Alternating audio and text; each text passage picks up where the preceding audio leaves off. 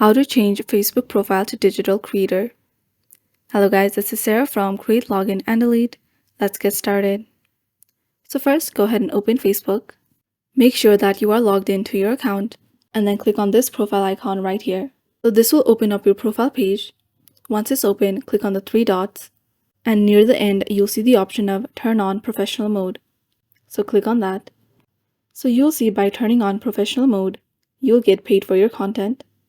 And if you're eligible, you can unlock monetization tools to earn money by creating new content. You can see content insights, and you can learn more about your audience and see how well your content is performing.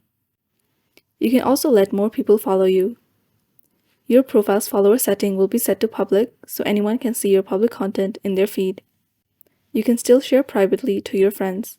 If you want to learn more, click on Learn More at the bottom. If you want to turn on professional mode, click on Turn On. So you have to complete 3 steps to establish your presence. You have to add your bio, add a profile picture, and then add a cover photo. To connect with your audience, add details about yourself, and create new content. You can click on these arrows to fulfill the steps. So this is how to change Facebook profile to digital creator.